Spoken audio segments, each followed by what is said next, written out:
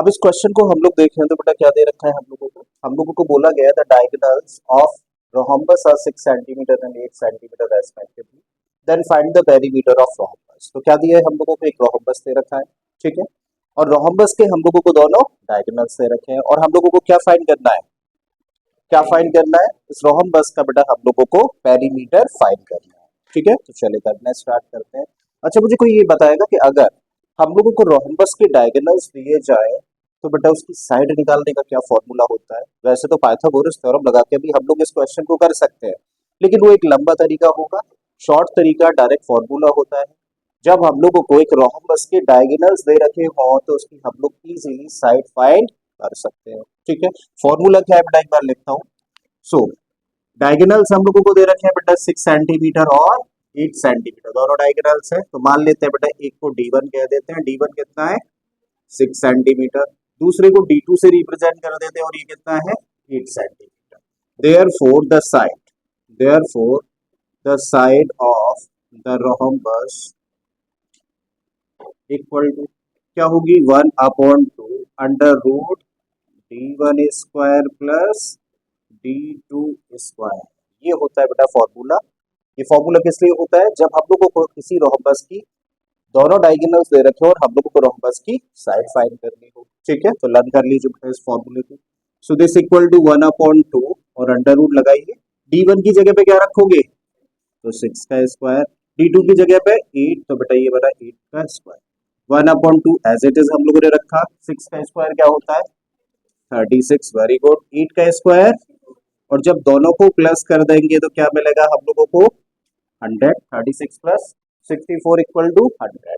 अब 100 के square root क्या होता है, कोई भी बच्चा बता देगा क्या होता है 10, और बेटा इस 2 से काटोगे तो 5 टाइम्स, तो इसका मतलब 5 सेंटीमीटर इज व्हाट, 5 सेंटीमीटर क्या निकल कर आती है रोम्बस की साइड निकल कर आती है। और अगर रोम्बस की साइड हम लोगों को पता है तो हम लोग पेरीमीटर इजीली फाइंड कर सकते हैं ना। कैसे, क्या फॉर्मूला होता है 4 इंटू साइड, क्योंकि सारी साइड्स रोम्बस की कैसी होती हैं इक्वल होती हैं, ठीक है। सो देयरफॉर पेरीमीटर हम लोगों को फाइनली निकालना है। Therefore the perimeter of the rhombus equal to 4 into side, और बेटा रखिए 4 इंटू 5 का मतलब कितना हुआ 20 सेंटीमीटर, और ये हो गया आंसर इस क्वेश्चन का। कितना इजी था, ठीक है, समझ आ गया है। अब बताइए और कौन सा क्वेश्चन था इसके आगे। एबीसीडी इस क्वेश्चन में हम लोगों को क्या दे रखा है, कुछ भी नहीं बोला, तो इसका मतलब हम लोगों के लिए क्या है एक क्वाड्रिलेटरल। अब इस क्वाड्रिलेटरल में हम लोगों को एपी और बीपी क्या दे रखे हैं, एंगल बाइसेक्टर्स दे रखे हैं। एपी बेटा इस एंगल ए का बाइसेक्टर है, तो ये क्या करेगा इस एंगल को दो इक्वल पार्ट्स में डिवाइड कर देगा। वहीं दूसरी तरफ बीपी क्या है, बीपी बेटा इस एंगल बी का बाइसेक्टर है, तो इस एंगल बी को ये बाइसेक्टर बेटा क्या करेगा दो इक्वल पार्ट्स में डिवाइड कर देगा। उसके बाद बोला है कि एंगल सी का मेजरमेंट 100 डिग्री है, जबकि एंगल डी का मेजरमेंट 50 डिग्री है। तो बताइए इस एंगल ए पी बी यानी कि इस एंगल का मेजरमेंट क्या होगा। तो फाइनली हमें क्या निकालना है, इस एंगल का मेजरमेंट हम लोगों को फाइंड करना है। तो आई थिंक क्वेश्चन तो आप लोगों को समझ आ गया है क्वेश्चन क्या है, ठीक है। तो एबीसीडी क्या है, एबीसीडी एक क्वाड्रिलेटरल है, और इस क्वाड्रिलेटरल में एंगल ए और बी के दो बाइसेक्टर्स ड्रॉ करें जो कि एक दूसरे को कहां पर इंटरसेक्ट कर रहे हैं, बी पर इंटरसेक्ट कर रहे हैं, ठीक है। एंगल सी 100 डिग्री का है और एंगल डी 50 डिग्री का है, और इस एंगल का मेजरमेंट हम लोगों को फाइंड करना है, ठीक है। तो चलो शुरू करें। अब बेटा शुरू करें तो हम लोगों को देखो इस एंगल का मेजरमेंट पता है, इस एंगल का मेजरमेंट पता है, क्या हम लोगों को एंगल ए और बी का मेजरमेंट पता है, नहीं। क्या हम लोग इंडिविजुअली यानी कि दोनों को सेपरेटली दोनों की वैल्यूज फाइंड कर सकते हैं, तो बिल्कुल नहीं कर सकते हैं। लेकिन हाँ हम लोग एक काम कर सकते हैं, दोनों का सम फाइंड कर सकते हैं। और इन दोनों का सम क्यों फाइंड कर रहे हैं बेटा, हम लोग सम इसलिए फाइंड कर रहे हैं क्योंकि हम लोगों को किस एंगल का मेजरमेंट चाहिए, पी का। और पी जो एंगल है वो एसोसिएट करता है किससे, किससे जुड़ा हुआ है इस ट्राइंगल से, और यही ट्राइंगल बेटा इन एंगल से किसी न किसी तरीके से रिलेटेड है, सबसे क्लोज यही रिलेटेड है। तो इसका मतलब इन दोनों एंगल्स के सम का मेजरमेंट फाइंड करें, ठीक है। तो शुरुआत कहां से कर रहे हैं, एबीसीडी क्वाड्रिलेटरल से। सो इन क्वाड्रिलेटरल कौन सा, एबीसीडी। देखो हम लोग जानते हैं कि किसी भी क्वाड्रिलेटरल के सारे इंटीरियर एंगल्स का सम कितना होता है 360। तो हम लोग कह सकते हैं कि angle A plus angle B plus angle C plus angle D किसके बराबर होना चाहिए, 360 डिग्री के। अब एंगल ए और बी का तो मेजरमेंट हमें नहीं पता बेटा, इसको तो ऐसे ही रखो। So angle A plus angle B ऐसे ही रखा। सी का जानते हैं कितना, डी का जानते हैं कितना 50 degree and this equal to 360। अच्छा इन दोनों को प्लस कर दें तो कितना बन गया 150 डिग्री और इक्वल में 360 और साथ में क्या है angle A plus angle B. I think clear है बात है यहाँ तक। अब angle A plus angle B का मेजरमेंट हम लोगों को फाइंड करना है, तो उसके लिए क्या करें इस 150 को ट्रांसपोज, तो 360 ये माइनस में चला जाएगा और जब 360 में से बेटा 150 को माइनस करें तो कितना आएगा 210। वेरी गुड, तो 210 वैल्यू मिल जाती है किसकी angle A plus angle B की। और ये बड़ा इंपॉर्टेंट पॉइंट है, तो बेटा इसको इनबॉक्स कर लो या फिर इसको एक इक्वेशन का नाम दे दो। करेक्ट है। अब आते हैं बेटा हम लोग उस एंगल पर जिसकी की वैल्यू हम लोगों को फाइंड करनी है। तो किसकी वैल्यू फाइंड करनी है, एंगल पी की वैल्यू हम लोगों को फाइंड करनी है। और जब एंगल पी की वैल्यू फाइंड करनी है तो क्योंकि एंगल पी एक ट्राइंगल का हिस्सा है, एक ट्राइंगल का एंगल है, और उस ट्राइंगल का नाम क्या है ट्राइंगल ए बी पी। इसका मतलब अगर हम लोगों को एंगल पी की वैल्यू निकालनी है तो कहाँ पहुंचना पड़ेगा, इस ट्राइंगल में पहुंचना पड़ेगा, यानी कि इस ट्राइंगल की बात करनी पड़ेगी। चलिए इस ट्राइंगल की बात करते हैं। तो अब आपने लिखा यहाँ पर now in triangle which one A B P.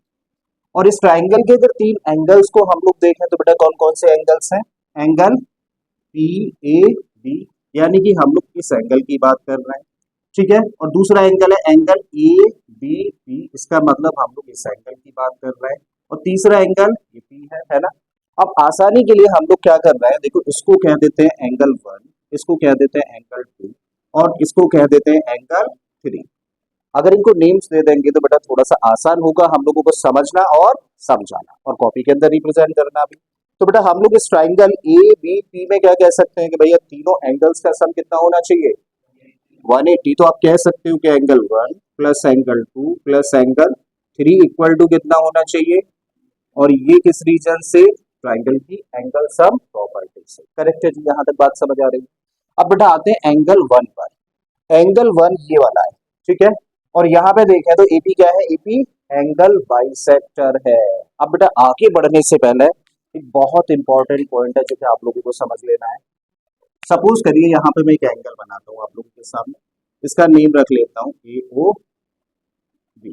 तो ए ओ बी क्या है, एक एंगल है, और इस एंगल का अगर हम लोग बाइसेक्टर ड्रॉ करें तो देखिए मान लिया कि A O M, sorry O M क्या है, इस एंगल का बाइसेक्टर है। और अगर ये एंगल का बाइसेक्टर है तो क्या करेगा, एंगल को टू इक्वल पार्ट्स में डिवाइड कर देगा। एक पार्ट बेटा ये होगा और एक पार्ट ये होगा। तो इस पूरे एंगल को यानी कि एंगल ओ को ओ एम ने क्या किया बेटा, दो इक्वल एंगल्स में डिवाइड कर दिया। अब अगर इस एंगल को हम लोग नेम देते हैं 1 और इसको कहते हैं 2, तो बेटा एंगल बाइसेक्टर का काम ही क्या होता है, एक एंगल को टू इक्वल पार्ट्स में डिवाइड कर देना।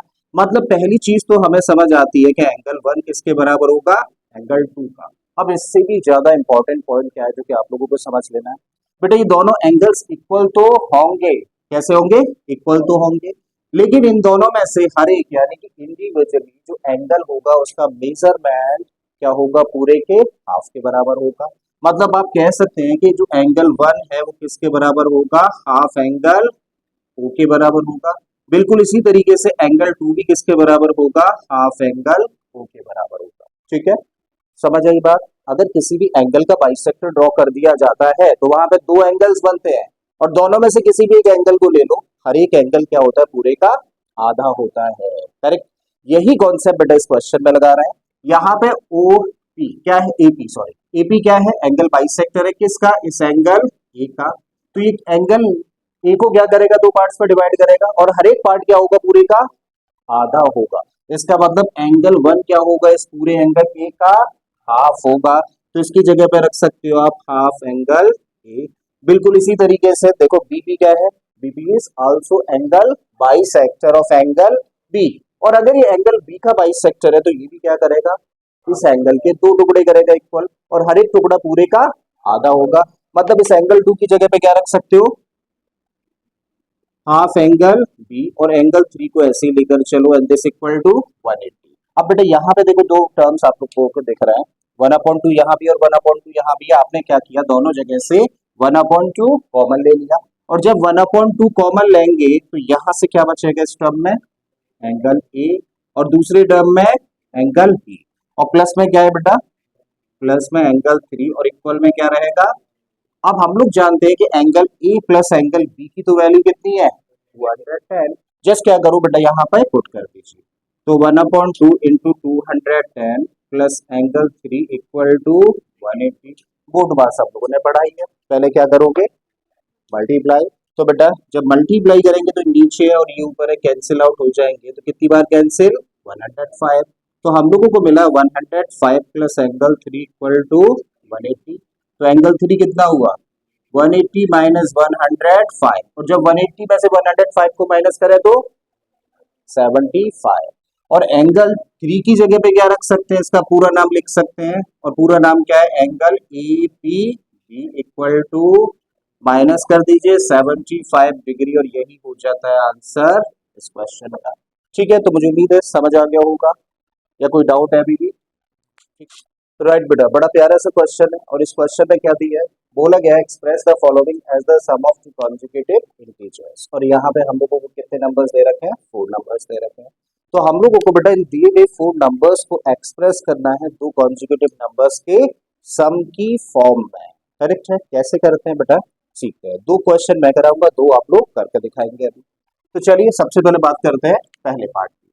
तो यहाँ पे बेटा हम लोगों को जो नंबर दे रखा है वो क्या है, 21 का स्क्वायर। अब आप लोग कैसे करोगे ऐसे क्वेश्चंस को, तो भैया जिस नंबर का स्क्वायर दे रखा है ना उसकी सबसे पहले तो वैल्यू फाइंड कर लो। तो कोई मुझे बताएगा बेटा 21 का स्क्वायर क्या होता है, 21 का स्क्वायर क्या होता है, 441। इसका मतलब 21 का स्क्वायर कह लो, या फिर कह लो कि 441 को एक्सप्रेस कर दीजिए दो कंसेक्यूटिव नंबर्स के सम की फॉर्म में। अब अगर आप लोगों को बेटा कंसेक्यूटिव नंबर्स पता नहीं है तो आप क्या करोगे, लेट करोगे। और जब दो कंसेक्यूटिव नंबर्स को बेटा लेट किया जाता है तो नंबर्स क्या होते हैं, पहले को मान सकते हो x और दूसरे को मानोगे x प्लस 1।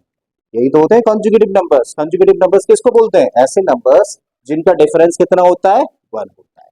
तो बेटा मान लेते हैं हम लोग क्या, let the to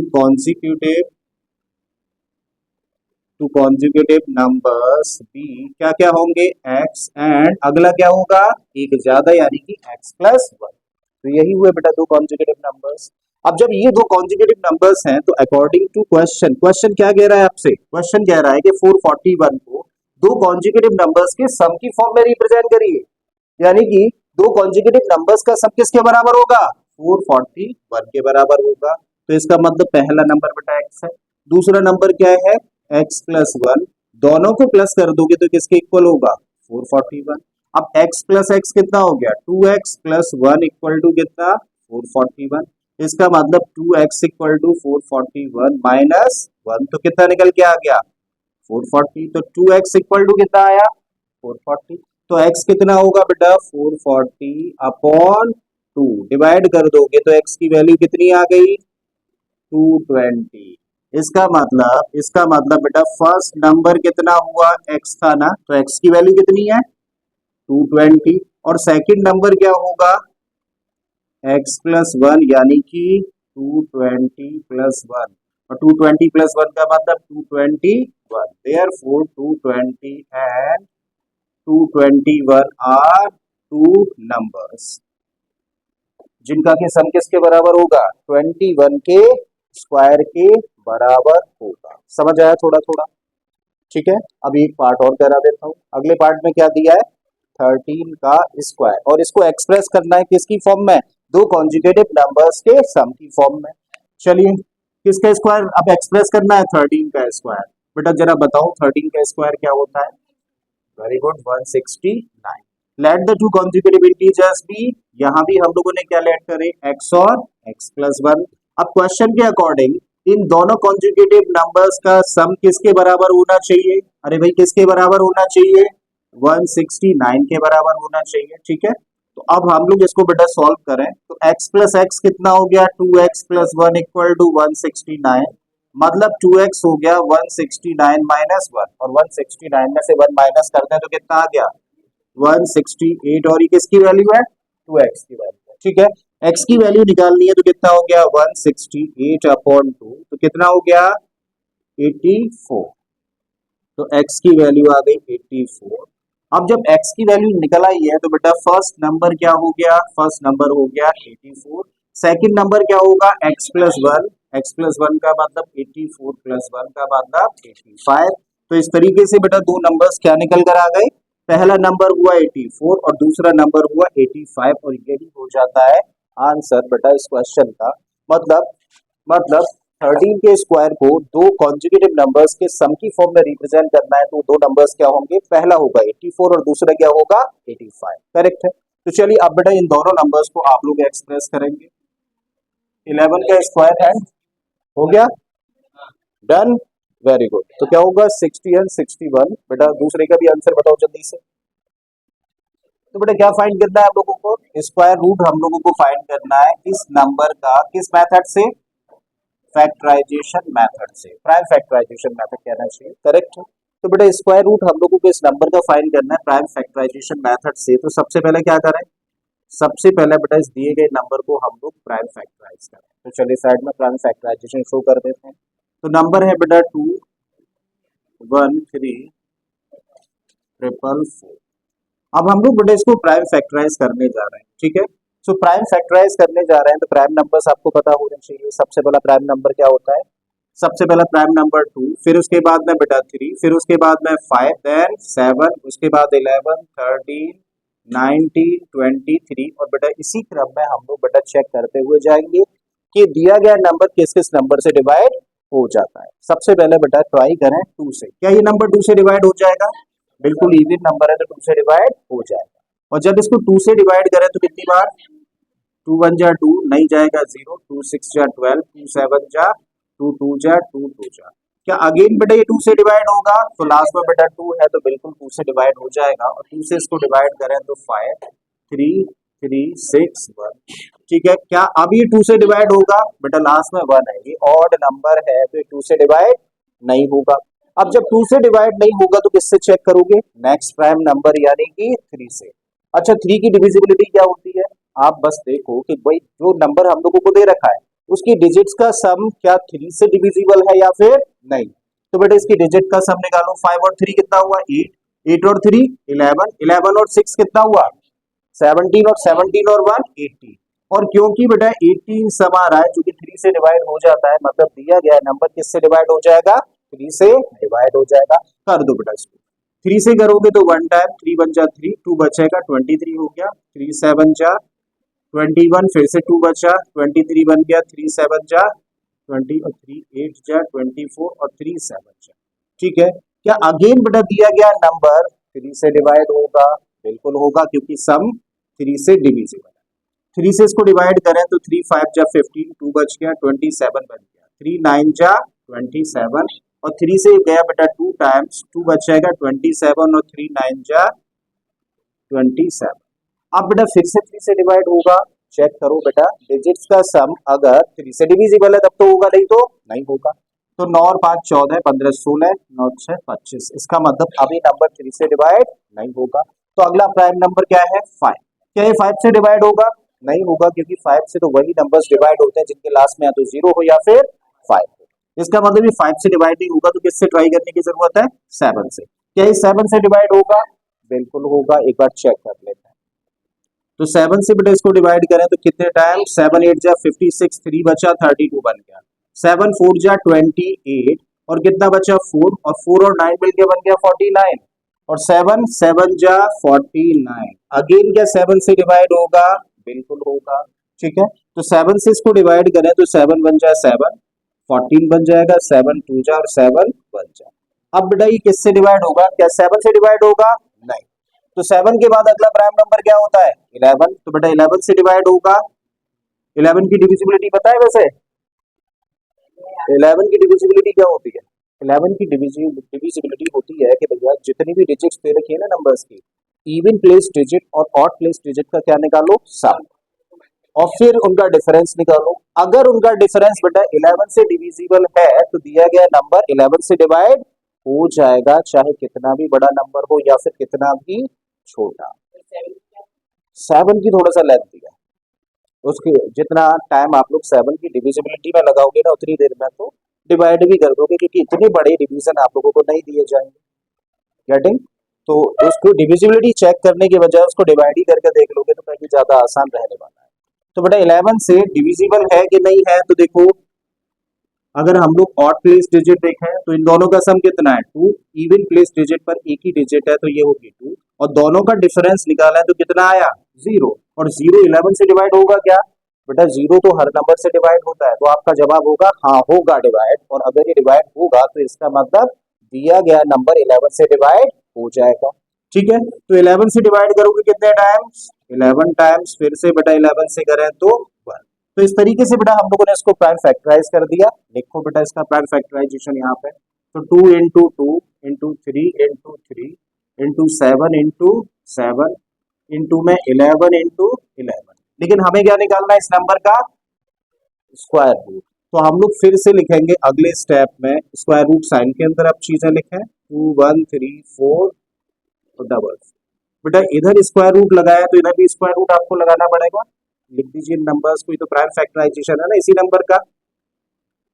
so 3 into 3 7 into 7 into 11 into 11। तो एक चीज याद रखनी है आपको, कभी भी जब ऐसा होता है कि स्क्वायर रूट के अंदर कुछ नंबर्स लिखे हैं तो जिन जिन नंबर्स का बेटा पेयर बनता है उस पेयर के बदले हम लोग एक नंबर उस स्क्वायर रूट साइन के बाहर लेकर आ सकते हैं। तो देखो यहाँ पर 2 का पेयर बना, तो इस 2 के पेयर के बदले एक 2 क्या होगा बाहर निकल आएगा, तो इसको लिखें बेटा बाहर निकाल के एक नंबर पेयर के बदले। 3 का पेयर है तो इसके बदले एक 3 बाहर, 7 का पेयर है तो इसके बदले एक 7 बाहर, और 11 का पेयर है तो इसके बदले एक 11 बाहर। अंदर कुछ बचा नहीं, क्या रहा 1, और 1 का स्क्वायर रूट क्या होता है 1 ही होता है, मतलब स्क्वायर रूट साइन खत्म हो गया। अब बेटा इनको सिंपली क्या करो मल्टीप्लाई कर दो, 2 3 जा 6 6 7 जा 42, और 42 और 11 का कर दो मल्टीप्लाई, 11 2 जा 22, 11 4 जा 44 और 2 कितना हो गया 46। इसका मतलब 462 क्या हो गया, ये क्या हो गया बेटा, that is the square root of this given number. I think समझ आ गया है। राइट बेटा, तो क्वेश्चन पे क्या दिया है, right the perfect square numbers between 30 and 40 and 50 and 60। क्या निकालना है बेटा हम लोगों को, परफेक्ट स्क्वायर नंबर्स लिखने हैं किस किस के बीच में, पहले पार्ट में 30 और 40 के बीच में लिखने हैं परफेक्ट स्क्वायर नंबर, जो जो होते हैं वो सारे लिख दीजिए। नेक्स्ट पार्ट में 50 और 60 के बीच के जितने भी परफेक्ट स्क्वायर नंबर्स है बेटा सबको लिख देना है। ठीक है, अब बेटा क्वेश्चन को आगे बढ़ाने से पहले एक छोटी सी चीज आप लोगों से जानना चाहूंगा, परफेक्ट स्क्वायर नंबर्स बेटा क्या होते हैं, क्या होते हैं परफेक्ट स्क्वायर, परफेक्ट स्क्वायर। तो किस नंबर को बोला जाता है बेटा परफेक्ट स्क्वायर नंबर, सीखा था हम लोगों ने किस तरीके के नंबर्स को हम लोग बोल सकते हैं परफेक्ट स्क्वायर नंबर्स। तो बेटा ऐसे नंबर्स जो कि नेचुरल नंबर्स का स्क्वायर होते हैं, फर्स्ट ही हम लोगों ने एक चीज डिस्कस करी है, ऐसे नंबर्स जो कि नेचुरल नंबर्स का स्क्वायर होते हैं उन्हीं नंबर्स को क्या बोलते हैं हम लोग परफेक्ट स्क्वायर नंबर। जैसे नेचुरल नंबर्स की बात करें तो बेटा क्या है 1, फिर 2 3 4 5 6 7 8, यही सारे के सारे नेचुरल नंबर्स हैं। अब अगर इनके स्क्वायर्स हम लोग कैलकुलेट करें तो 1 का स्क्वायर क्या होगा, देखो 1 का स्क्वायर होगा 1, 2 का स्क्वायर क्या होगा 4, 3 का स्क्वायर क्या होगा 9, 4 का 16, 5 का 25, 6 का 36, 7 का 49, 8 का 64, और इसी तरीके से बेटा आगे तक निकाल सकते हैं हम लोग। कितने परफेक्ट स्क्वायर नंबर्स होते हैं, क्योंकि नेचुरल नंबर्स कैसे होते हैं इनफाइनाइट, तो परफेक्ट स्क्वायर नंबर्स भी कितने हुए इनफाइनाइट। करेक्ट है, वैसे हमारे इस क्वेश्चन के लिए इतने नंबर से काम चल जाएगा। तो यहाँ पे देखें तो बेटा जो ये लिस्ट आप लोगों को नंबर्स की दिख रही है ना, जो नीचे तक बढ़ती जा रही है, ये सारे के सारे नंबर्स कैसे है, ये सारे के सारे नंबर्स कैसे हैं परफेक्ट स्क्वायर है। क्यों है, क्योंकि ये बेटा इन नेचुरल नंबर्स का स्क्वायर हम लोगों ने लिखा है। अब आ जाओ वापस बेटा फिर से उसी क्वेश्चन पे जो आप लोगों ने पूछा, पहले पार्ट में हमें क्या निकालना है, ऐसे परफेक्ट स्क्वायर नंबर्स जो कि 30 और 40 के बीच में आते हो। तो भाई साहब अगर इन परफेक्ट स्क्वायर नंबर्स की लिस्ट पे नजर डालें तो 30 और 40 के बीच में जरा बता सकते हैं कौन सा है। यहाँ पे देखें 1 4 9 25 36, इसका मतलब बेटा 36 और फिर क्या है 49। ठीक है, तो 30 और 40 के बीच में क्या मिल रहा है सिर्फ आपको 36, यही तो लाई करता है किस किस के बीच में। ठीक है, सो क्या आंसर हुआ, the perfect square number between 30 and 40 be 36 पहले का आंसर हो जाता है। अब दूसरे पार्ट का आंसर निकालना है, तो perfect square numbers between 50 and 60। अब जरा बताओ बेटा, 50 और 60 के बीच में परफेक्ट स्क्वायर नंबर आपको बताना है। फिर से देख लो लिस्ट, 1 4 9 16 25 36, फिर 49 50 से छोटा है, 64 60 से बड़ा है। तो क्या आपको 50 और 60 के बीच में कोई भी परफेक्ट स्क्वायर नंबर मिल रहा है? नहीं मिल रहा। तो क्या लिखोगे answer? No perfect square number. No perfect square number lie between 50 and 60। कितना सिंपल सा क्वेश्चन था, समझ आ गया है? That is the answer.